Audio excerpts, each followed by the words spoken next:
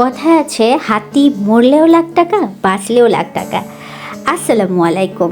আজকে একদম বিনা বাজেটে কিভাবে আপনার ঘরের কোণাকে একদম সুন্দর করে সাজিয়ে নিতে পারেন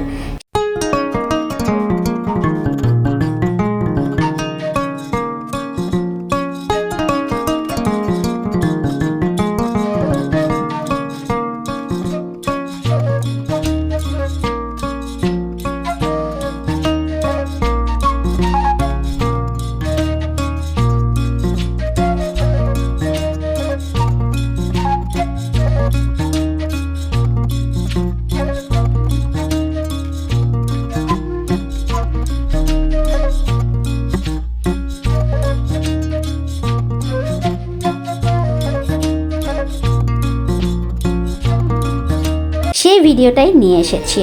তো হাতি যেটা বললাম যে হাতি মরলেও লাখ টাকা, বাঁচলেও লাখ টাকা, জামদানি শাড়িটা আমার কাছে হাতির মতো নেই। মানে জামদানি শাড়ি আপনার যদি নষ্ট হয়ে যায় তারপরও তার কারুকাজটা আমাদের খুব বেশি আকৃষ্ট করে। তো এই জামদানি শাড়িটা আমার বড় আপু আমাকে গিফট করেছিল, আমার রুনু আপা, অনেক আগে। সেটা হচ্ছে সেই কবেকার কথা, সেই আমি যখন ক্লাস 7-এ পড়ি তখনকার কথা। তখন এই শাড়িটা গিফট করেছিল। শাড়িটা অনেক পরেছি, এই শাড়ি পরে নেচেছি, এই শাড়ি আবার মেয়েকেও আমি পরিয়ে ভিডিও করেছি। তো শাড়িটা এত বেশি পুরনো, একদম ধরার সাথে সাথে ছিঁড়ে যায় এরকম একটা অবস্থা। কিন্তু জামদানি শাড়ির কারুকাজ, সেই জিনিসটা আসলেই অসাধারণ, অতুলনীয়, ফেলে দেওয়ার মতো না। তো আজকে আপনাদের জন্য খুব ইউনিক আইডিয়ার একটা ভিডিও নিয়ে এসেছি, সেটা আপনারা প্রথম দেখেই বুঝতে পেরেছেন। তো আমি রিসেন্টলি আমার বাসার সোফার ফোমগুলো চেঞ্জ করা হয়েছে। তো পুরনো যে ফোমগুলো ছিল সেগুলো ফেলে না দিয়ে আমার হাজবেন্ড, যে আমাকে প্রত্যেকটা কাজে সাহায্য করে, তো ও সেই জাজিম তৈরি করেছে, মানে ফোমগুলোকে জড়িয়ে জড়িয়ে একটা জাজিমের মতো তৈরি করেছে, এবং সেই জাজিমের কারুকাজের ভারটা আমার ঘাড়ে পড়েছে। তো আমি, আমার বাসায় এরকম টাইপের কুশন ছিল না। তো কুশন আমি যেভাবে বানালাম, কুশনটা একটা মোটামুটি একটা লেন্থ নিয়ে আমি কুশন বানিয়ে তার ভেতরে কিন্তু আমি বাসায় কিছু পরে থাকা তুলো ছিল কিংবা কিছু টুকরো কাপড় ছিল, সব ঢুকিয়ে আমি কুশন তৈরি করে ফেললাম। এখন উপরের মেকওভারটা ছিল বাকি। তো আমি, আমার হাজব্যান্ড বাইরে থেকেই আসলে নিয়ে আসতে চেয়েছিল, কিন্তু এই সাইজের আসলে একটা অফ সাইজের বালিশ দুটো বানিয়েছি আমি। এটা আর কি রেডিমেড এরকম সাইজ পাওয়া যায় কিনা আমি জানি না।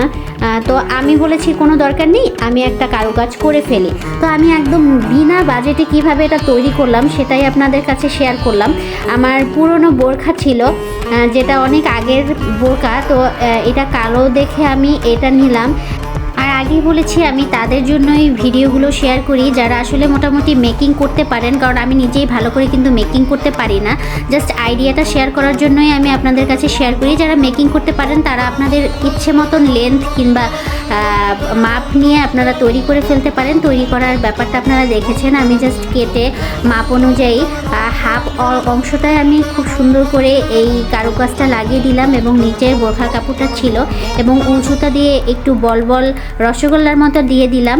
আর অন্য যে শাড়িটা ছিল ওটার কিন্তু আমি 2 ভাঁজ করে মাঝখানে একটা মোটা কাপড় দিয়ে জড়িয়ে দিয়েছি, খুব ভালোভাবে জোড়া লাগিয়ে দিয়েছি, এবং নিচেও কিছু বল লেজ লাগিয়ে দিয়েছি।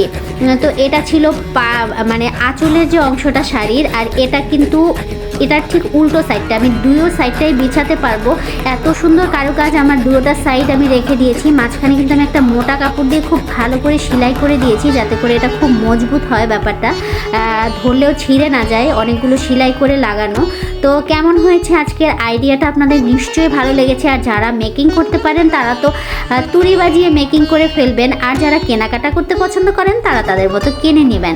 আমি চাই যে আপনারা যারা ঘরে বসে কোনো জিনিস ফেলে না দিয়ে পুরনো জিনিস দিয়ে খুব সুন্দর করে মেকওভার করে নিতে চান ঘরটাকে, তাদের জন্য আজকের আইডিয়াটা বেস্ট। এবং আর আমার মতো যারা স্মৃতিকাতরতায় ভোগেন যে এই জিনিসটা ফেলে দিব কেন, এই জিনিসটা দেখলেই আমার ওই জিনিসটা যে দিয়েছে তার কথা মনে পড়ে যাবে, কিছুই ফেলতে চান না, তাদের জন্য খুবই বেস্ট, তাই না?